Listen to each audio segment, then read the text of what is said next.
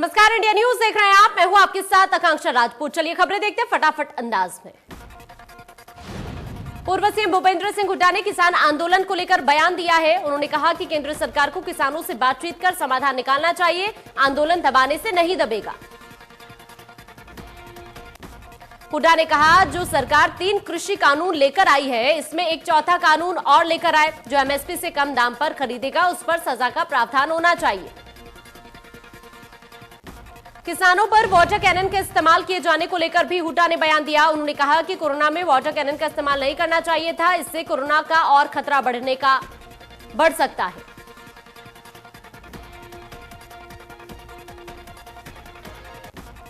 दिल्ली कूच को लेकर अंबाला में किसान और पुलिस आमने सामने दिखी। पटियाला अंबाला हाईवे पर किसानों को रोकने के लिए वाटर कैनन का इस्तेमाल किया गया। वाटर कैनन का इस्तेमाल करने के बाद किसानों का गुस्सा इतना बढ़ गया कि किसानों ने बैरिकेडिंग को नदी में फेंक दिया। अंबाला में हरियाणा पंजाब बॉर्डर पर प्रदर्शन कर रहे किसानों पर पुलिस ने टीयर गैस छोड़ी। पुलिस ने किसानों को पीछे हटाने के लिए टीयर गैस का इस्तेमाल किया। दिल्ली में किसानों का कूच। आज कृषि कानून के विरोध में पंजाब और हरियाणा के किसानों का विशाल प्रदर्शन। भारतीय किसान यूनियन के बैनर तले हजारों किसान दिल्ली में प्रदर्शन करेंगे। दिल्ली में किसानों के प्रदर्शन को देखते हुए दिल्ली हरियाणा सीमा पर सुरक्षा बढ़ा दी गई है। हरियाणा ने भी पंजाब से लगती सीमा को सील कर दिया है। किसानों का दिल्ली में प्रवेश रोकने के लिए पुलिस की पूरी तैयारी है। दिल्ली पुलिस ने कहा कि कोरोना संक्रमण के दौर में अगर किसान दिल्ली में जमा होते हैं तो उनके खिलाफ कानूनी कार्रवाई की जाएगी। गुरुग्राम में किसानों के कूच के चलते गुरुग्राम दिल्ली बॉर्डर पर सख्ती बरती गई है। पुलिस ने गुरुग्राम दिल्ली बॉर्डर की बैरिकेडिंग कर रखी है। बॉर्डर पर दिल्ली जाने वाली सभी गाड़ियों की चेकिंग की जा रही है। किसान आंदोलन के चलते जाखल पटियाला रोड के कड़ैल चौक पर पुलिस बल की तैनाती की गई है।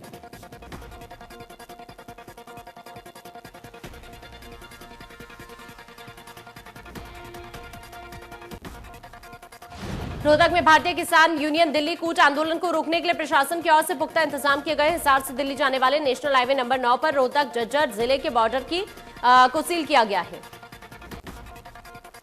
हरियाणा पुलिस की 5 कंपनियां तैनात की गई है, जबकि वाटर कैनन, फायर ब्रिगेड और दंगा निरोधक दस्ता भी तैनात है। पुलिस का कहना है कि अगर जरूरत पड़ी तो सख्ती का भी इस्तेमाल किया जा सकता है।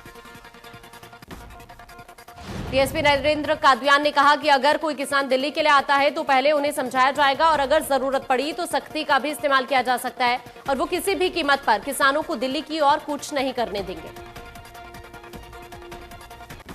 प्रशासन पूरी तरह से सतर्क है। सड़क के बीचों बीच बड़े वाहनों को खड़ा कर दिया गया है, जिससे किसान वहां से पार ना जा सके। 2 पहिया वाहनों को भी आने नहीं दिया जा रहा है। ऐसे में कई लोग पुलिस कर्मियों को कोसते हुए भी नजर आए। थाना प्रभारी विक्रम ने बताया कि किसानों के दिल्ली में 26-27 नवंबर को होने वाले किसान आंदोलन में किसानों को दिल्ली जाने से रोकने के लिए सरकार के आदेशों की पालना की जा रही है। उन्होंने कहा कि जाखल और आसपास के एरिया में 5 नाके लगाए गए हैं, जहां पुलिसकर्मी अपनी ड्यूटी निभा रहे हैं। किसी भी किसान संगठन को यहां से गुजरने की अनुमति नहीं है।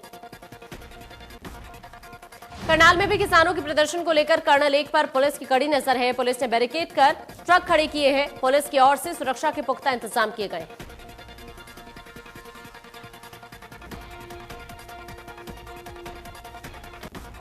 दिल्ली कूच के आह्वान पर किसानों ने नीलोखेड़ी के सामना बाहू से दिल्ली की ओर रवाना हुए। किसानों का कहना है कि पुलिस ने बैरिकेड लगाए हुए हैं, लेकिन सैकड़ों किसान गर्मजोशी के साथ आगे बढ़ रहे हैं।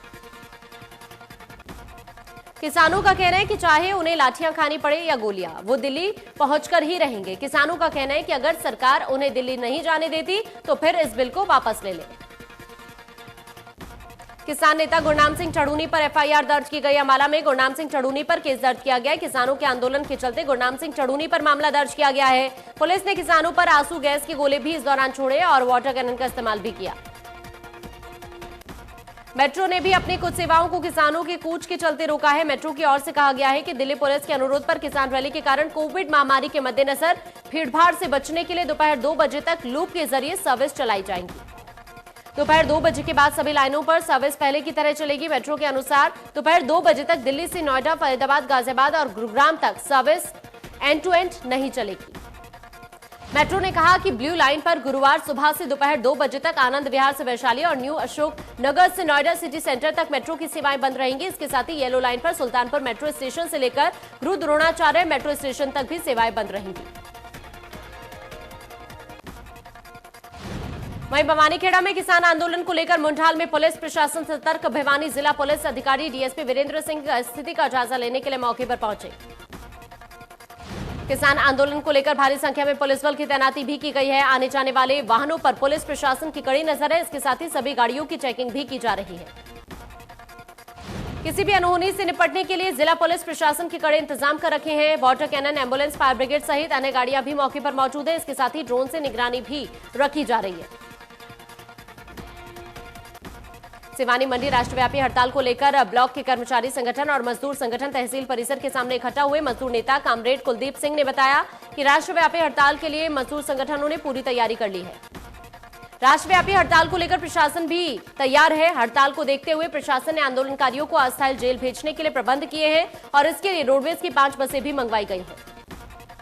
ड्यूटी मजिस्ट्रेट कृष्ण कुमार ने बताया कि राष्ट्रव्यापी हड़ताल और किसानों के आंदोलन को देखते हुए प्रशासन ने अपनी ओर से सभी तैयारियां पूरी कर ली हैं और जो आंदोलनकारी लोगों को परेशान करेंगे उनको बसों में डालकर अस्थायी जेल भेजा जाएगा। फतेहाबाद से दिल्ली के लिए निकले किसानों को हिसार बॉर्डर पर रोका गया। फतेहाबाद के गांव खाराखेड़ी के पास पुलिस ने नाका लगाया। नाका लगाने के कारण किसान संगठनों के सैकड़ों ट्रैक्टर ट्रॉली सड़क पर ही फंस गए। किसानों का कहना है कि पुलिस ने बैरिकेड लगाकर किसानों का काफिला रोक दिया, लेकिन जब तक उन्हें दिल्ली जाने नहीं दिया जाता तब तक वो वहीं डेरा डाले रहेंगे। किसान संघर्ष समिति के संयोजक मनदीप नथवान का कहना है कि किसान शांतिपूर्ण आंदोलन चाहते हैं, लेकिन उन्हें फतेहाबाद हिसार बॉर्डर पर ही रोक दिया गया। अब वो वहीं पर डेरा डालेंगे। हैंड ऑफ गॉड के गोल के लिए मशहूर और अर्जेंटीना को वर्ल्ड कप जिताने वाले महान फुटबॉलर डिएगो माराडोना का निधन हो गया है। वो 60 साल के थे। उनकी मौत की जानकारी अर्जेंटीना फुटबॉल एसोसिएशन ने दी है। माराडोना का निधन दिल का दौरा पड़ने से हुआ है। माराडोना को घर पर ही दिल का दौरा पड़ा था। 2 हफ्ते पहले उन्हें दिमाग में क्लॉटिंग भी हुई थी, जिसके बाद उनकी सर्जरी करनी पड़ी। माराडोना एक और जहां मैदान पर एक बेहतरीन फुटबॉलर रहे, वहीं दूसरी ओर मैदान के बाहर वो कई विवादों की वजह से बदनाम भी हुए। माराडोना को शराब और नशे की लत पड़ गई थी। अब महज 60 साल की उम्र में उनका निधन हो गया। डिएगो माराडोना ने साल 1986 में अर्जेंटीना को फुटबॉल वर्ल्ड कप जिताया था। उनके एक विवादित गोल ने इंग्लैंड को जीत से महरूम कर दिया था। गोल माराडोना के हाथ से लगकर हुआ था, लेकिन रेफरी ये देख नहीं सके और नतीजा अर्जेंटीना वर्ल्ड चैंपियन बना। माराडोना का ये गोल फुटबॉल इतिहास में हैंड ऑफ गॉड के नाम से मशहूर है। कांग्रेस नेता अहमद पटेल का अंतिम संस्कार भरूच में किया जाएगा। लंबे बीमारी के बाद कल अहमद पटेल ने गुरुग्राम के मेदांता अस्पताल में अंतिम सांस ली। बेटे फैजल पटेल ने उनकी मौत की खबर ट्वीट कर दी। फैजल पटेल ने ट्वीट कर कहा कि इलाज के दौरान उनके कई अंगों ने काम करना बंद कर दिया था। वो मल्टी ऑर्गन फेल्योर के शिकार हो गए। गुरुग्राम के मेदांता अस्पताल में उन्होंने आखिरी सांस ली। देश भर में कोरोना के 44,699 नए मामले आए सामने। 4,51,000 से ज्यादा एक्टिव केस, 518 लोगों की हुई मौत। अब तक 1,35,000 से ज्यादा लोगों की हो चुकी है मौत। दिल्ली में कोरोना के मामले लगातार बढ़ रहे हैं। पिछले 24 घंटे में 5,000 से ज्यादा नए केस आए सामने। राजधानी में कोरोना के कुल 5,45,787 मामले हो चुके हैं।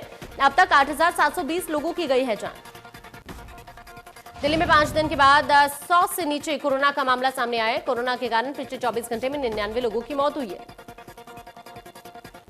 भिवानी में द्रोणाचार्य अवार्डी पहलवान महावीर फोगाट की सबसे छोटी बेटी संगीता फोगाट की शादी देर रात पद्मश्री पहलवान बजरंग पूनिया के साथ हुई। महावीर फोगाट के पैतृक गांव बवाली में शादी समारोह का आयोजन किया गया। मूल रूप से झज्जर जिले के गांव खुड़ियन और वर्तमान में सोनीपत निवासी पहलवान बजरंग पूनिया की उपलब्धियों को देखते हुए सरकार की ओर से साल 2019 में पद्मश्री से सम्मानित उन्हें किया गया था। साल 2019 में ही बजरंग पूनिया को राजीव गांधी खेल रत्न और साल 2015 में उन्हें अर्जुन अवार्ड से सम्मानित किया गया था। संगीता फोगाट और बजरंग पूनिया का रिश्ता 1 साल पहले 24 नवंबर 2019 को पक्का हुआ था। पहले दोनों की शादी साल 2020 में होने वाले ओलंपिक गेम्स के बाद होनी थी, लेकिन कोविड-19 महामारी के चलते ओलंपिक गेम्स स्थगित कर दिए गए। ऐसे में दोनों की ओर से 25 नवंबर को ही शादी करने का निर्णय लिया गया। संगीता और बजरंग पूनिया ने पारंपरिक रीति रिवाज और बिना दान दहेज की शादी कर समाज को सकारात्मक संदेश दिया। बजरंग पूनिया ने बताया कि दोनों के द्वारा बेटी बचाओ बेटी पढ़ाओ का संदेश देते हुए शादी में 7 के बजाय 8 फेरे लिए गए हैं। गांव बलाली स्थित महावीर फोगाट के भाई के निवास स्थान पर बारात का स्वागत किया गया। यहीं पर लगन की रस्म भी अदा की गई। उसके बाद बजरंग पूनिया बारात लेकर संगीता के घर के पास बनाए गए पंडाल में पहुंचे, जहां वरमाला की रस्म निभाई गई। दिल्ली में चर्चा के बाद चंडीगढ़ में विधायक और मंत्रियों से चर्चा करेंगे बीजेपी प्रभारी विनोद तावड़े। 27 को कुरुक्षेत्र, 28 को हिसार और 29 को गुरुग्राम जाएंगे। 30 नवंबर तक प्रदेश संगठन पदाधिकारियों की होगी नियुक्ति। पंचकुला में ट्रेड यूनियन के आह्वान पर पंचकुला अस्पताल के कच्चे कर्मचारियों ने हड़ताल की। अस्पताल के बाहर बैठकर कर्मचारियों ने जोरदार नारेबाजी की। कर्मचारियों की मांग है कि कच्चे कर्मचारियों को पक्का किया जाए और इसके साथ ही समान काम समान वेतन दिया जाए। प्रदर्शनकारियों का कहना है कि जब तक उनकी मांगें नहीं मानी जाती तब तक वो प्रदर्शन जारी रहेंगे। कुरुक्षेत्र के शाहबाद में कारों की वर्कशॉप में भयानक आग लग गई, लेकिन आग लगने के कारणों का पता नहीं चल पाया। वर्कशॉप के मालिक का कहना है कि बार बार फोन करने पर भी दमकल की गाड़ी नहीं आई।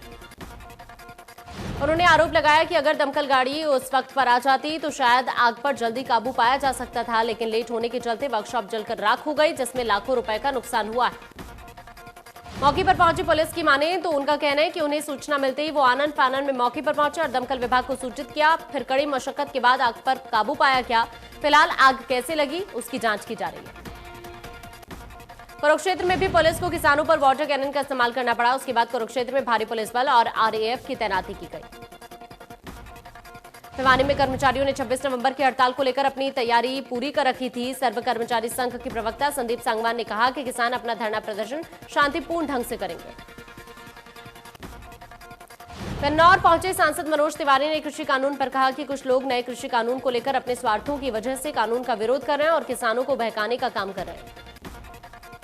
दरअसल बीजेपी सांसद मनोज तिवारी गन्नौर के शेखपुरा के यूनिक क्रिकेट स्टेडियम में आयोजित गन्नौर प्रीमियर लीग के फाइनल में बतौर मुख्य अतिथि पहुंचे थे। प्रतियोगिता के आयोजकों ने मनोज तिवारी को बुके भेंटकर उनका स्वागत किया। किसान आंदोलन का समर्थन करते हुए इनेलो नेता अभय सिंह चौटाला ने कहा कि दिल्ली कूच कर रहे किसान नेताओं की गिरफ्तारी और बॉर्डर को सील करना बेहद निंदनीय है। कृषि संबंधी तीनों कानूनों को किसान विरोधी बताते हुए इनेलो नेता ने कहा कि प्रजातंत्र में कोई भी कानून बनता है तो वो जनता और संगठन को ध्यान में रखकर बनना चाहिए। अभय चौटाला ने कहा इनेलो हमेशा किसान, मजदूर और कमेरों के हक की लड़ाई लड़ती आ रही है। उन्होंने कहा कि आंदोलन में इनेलो किसानों के साथ खड़ी है। करनाल में किसानों के आंदोलन के कारण काफी लोग परेशान हो रहे हैं। इसी बीच इस आंदोलन के बीच में एक बारात भी फंस गई। ये बारात लुधियाना से दिल्ली मुकंदपुर जा रही थी। जाम के कारण बाराती बीच रास्ते में ही फंस गए, जिससे उनको काफी परेशानी हुई। बारातियों का कहना है कि जाम के कारण वो काफी समय से बीच रास्ते में ही फंसे हुए हैं। 3 कृषि कानूनों के खिलाफ रतिया के किसान भी दिल्ली की तरफ कूच कर रहे हैं। विशेष रणनीति के तहत किसान संघर्ष समिति के बैनर तले सैकड़ों किसान ट्रैक्टर ट्रॉली पर सवार होकर दिल्ली के लिए रवाना हो चुके हैं।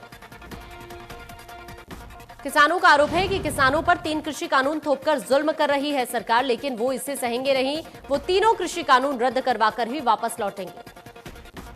दिल्ली में किसान 26 और 27 नवंबर को हल्ला बोल पड़ाव डालने वाले हैं। हालांकि पुलिस की ओर से सीमाएं सील कर दी गई हैं। रतिया में भी पुलिस की ओर से नाकेबंदी की गई है, लेकिन किसान हरकत में हैं और दिल्ली के लिए रवाना भी हो चुके हैं। किसानों का कहना है कि किसी भी सूरत में वो नहीं रुकेंगे। अगर प्रशासन दिल्ली जाने से उन्हें रोकेगा तो उसी जगह पड़ाव डालकर जमकर विरोध करेंगे। उन्होंने कहा कि लोकतंत्र के तहत हर किसी को अपनी आवाज रखने का हक है। भिवानी पहुंचे इनेलो के प्रदेश अध्यक्ष नवेश सिंह राठी ने कहा कि किसानों की आवाज को दबाया जा रहा है, लेकिन इनेलो किसानों के साथ है। वहीं पानीपत मामले को लेकर नफीस सिंह राठी ने कहा कि मामले में एसपी के खिलाफ केस दर्ज करना गलत है। इसके साथ नफीस सिंह राठी ने कहा कि कार्रवाई करनी है तो एसपी के खिलाफ नहीं, शराब माफियाओं के खिलाफ करनी चाहिए, जो नकली शराब बेचकर सैकड़ों लोगों की जान ले रहे हैं।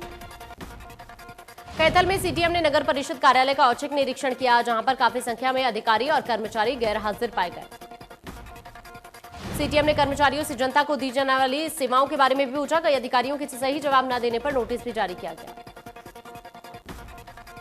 पंचकुला में बीजेपी जिला अध्यक्ष की फेसबुक आईडी को किसी अज्ञात व्यक्ति ने हैक कर लिया। आरोपी उनकी आईडी से उन्हीं के जानकारों को मैसेजेस करके मोटी रकम हड़पने की फिराक में थे। हैकर ने उनके जानकारों से पैसे की डिमांड की। बीजेपी जिला अध्यक्ष ने आईडी हैक करने की जानकारी मिलते ही पुलिस को शिकायत दी। कुरुक्षेत्र के पिहोवा में लोगों को पुलिस का खौफ नहीं रहा। पुलिस थाने में शिकायत के लिए आई महिला अपने ससुराल वालों से मौके पर ही भिड़ गई। दोनों पक्षों में हाथापाई हुई और खूब गाली गलौज भी हुई। इस दौरान पुलिस मूक दर्शक बनी रही। मीडिया को देखने के बाद पुलिस बीच बचाव करने के लिए आई। थाने में झगड़ा करने के आरोप में दोनों पक्षों के चालान किए गए। रेवाड़ी के गांव पारड़ा में बेटे की शादी के लिए दहेज की मांग के चलते एक पिता ने आत्महत्या कर ली। आरोप है कि वर पक्ष ने दहेज में 31 लाख रुपए और एक लग्जरी कार की डिमांड की थी। फरीदाबाद के सेक्टर 10 में हो रहे अवैध निर्माण से त्रस्त होकर डॉक्टर दंपति ने आत्महत्या की धमकी दी। डॉक्टर दंपति के घर के साथ में अवैध रूप से बन रही 5 मंजिला इमारत से घर का लेंटर और दीवार क्षतिग्रस्त हो गए।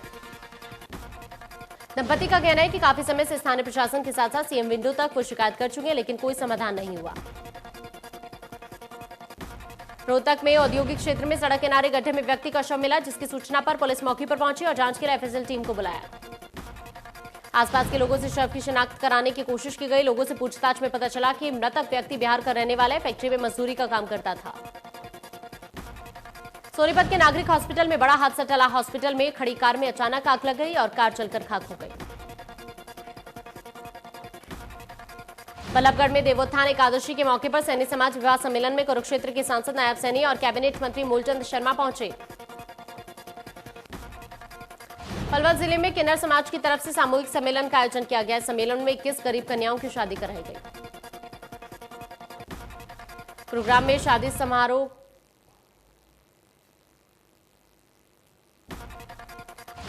गोहाना रोडवेज पटरी पर लौटी। सभी रूटों पर बसें चल रही है। कोरोना महामारी के दौरान गोहाना में काफी रूट पर बसों का संचालन बंद कर दिया गया था, जिससे रोडवेज विभाग को काफी नुकसान हो रहा था।